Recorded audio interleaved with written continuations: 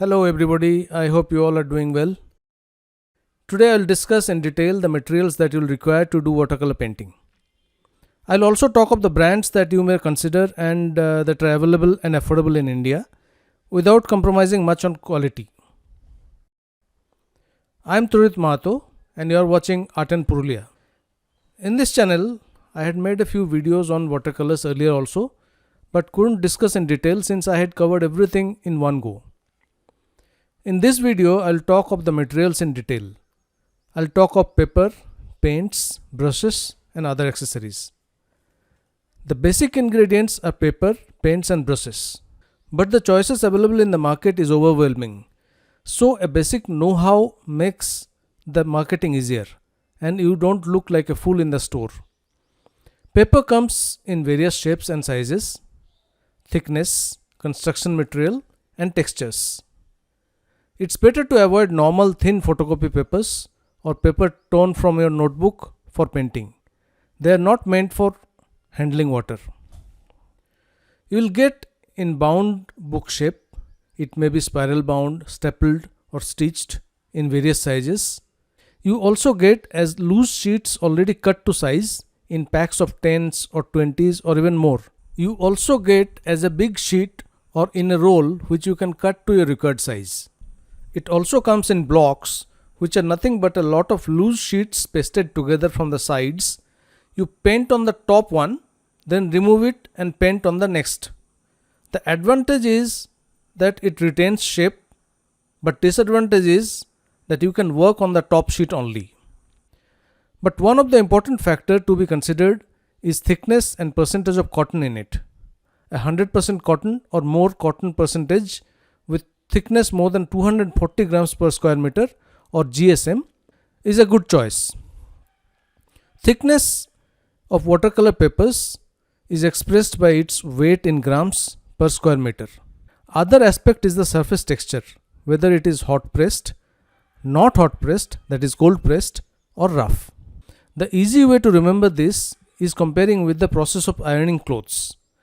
When the iron is hot, the cloth becomes smooth. When not so hot or cold, it's not absolutely smooth, and when you don't iron it, it's rough with lot of undulations. Same is for the watercolor papers. Hot press is smooth, cold press is in the middle, and rough is rough. Hot press is more suitable for paintings with very fine detailing and not much of spreading effect, like portraits where we want a smooth finish. Cold press is ideal for beginners as well as most of the general watercolor needs. It's well balanced, produces excellent effects. At rough paper is slightly difficult to handle, but if you are experienced enough, you can produce excellent effects with this kind of paper. So, in summary, you can safely go for a cold press paper with more cotton percentage with weight of about 240 GSM in whatever form, bound or loose. You get good paper from Chitrapat and Brustro in India. Let me make it clear, I am not doing any promotion, it's just to assist you out of my own experience. You can get these from your local art store or online marketing sites. I'll attach some links in the description. Some of the international brands are Arches Aquarelle and Winsor & Newton. They're excellent but quite expensive compared to Indian brands. Choice is yours. A table showing the comparison of the different brands of paper is shown here.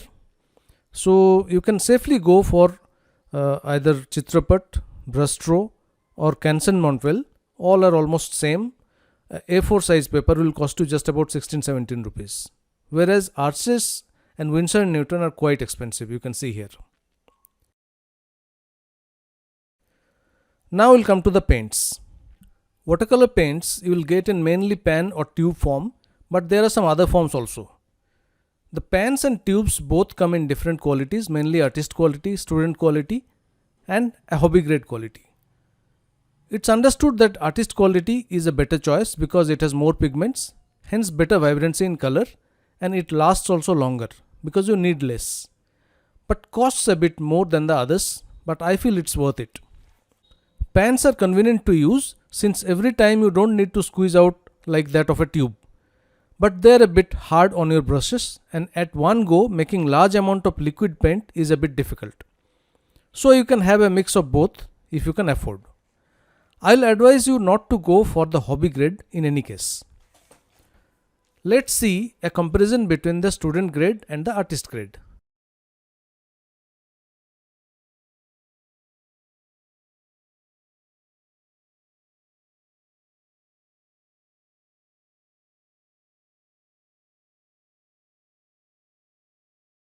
You also get in the form of pages covered with paint and are generally known as folios.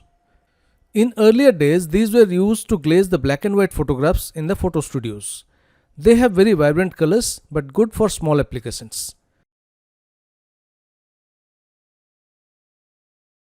You can use the watercolor pencils also very effectively. Use them initially as colored pencils and then use a moist brush to smudge them as required.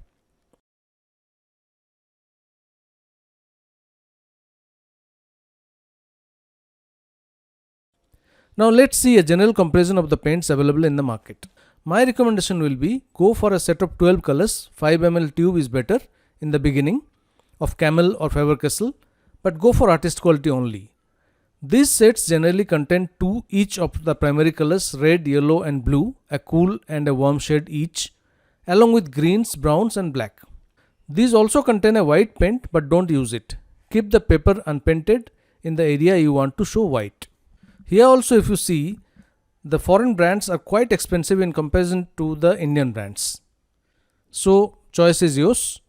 Definitely the foreign brands like Winsor & Newton or Daniel Smith will be better than our Camel and Brustro or Faber-Castell, but there is a huge difference in the cost. So it's you who have to decide whether you can afford it or the price difference is worth it or not. Now let's come to the brushes. There are mainly 2 shapes, round and flat. But in flat, they also come in shapes of fan, showed, filbert, angular and so on. The brushes also come in natural hair, sable or synthetic. Synthetics are a good choice in the beginning for its price and satisfactory results. But don't go for the really cheap ones, they will shed hair and it's very annoying. And the results also will not be satisfactory. You also get pen brushes, which are nothing but brushes in pen shape, where you can fill in water or paint like a pen, and it has brush tips, flat or round, which you can use normally like paint brushes for painting. I didn't find them very convenient, though some artists like them very much. So in the beginning, the brushes what you require are just a few round ones and a few flat ones. You need a round big size, middle size and a rigger which is a 0 size. And flat also you can have a big one for mop wash and a mid size and a really small size. That will meet all your painting requirement. Besides the paper, paints and brushes, you will also require 2 jars of water, one for washing your dirty brushes and other mainly for mixing with paint. A drawing board for bigger paintings or a small clipboard will do for the smaller paintings. A palette to hold paints and also mix. A big size is preferable, but even a smaller one will do. Tissue papers to wipe out excess paint. Masking tape for sticking the paper onto the board for clean edges and also to avoid deformation of the paper. Masking fluid is a great tool to preserve white spaces while painting. You can avoid in the beginning, but as you progress, you will realize it can be a great tool.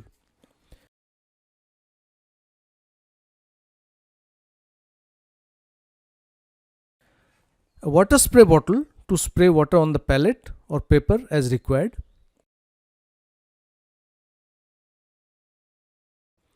An ink dropper is quite useful for dropping water over the palette for mixing paints for wash or even to lift out paints from the puddles.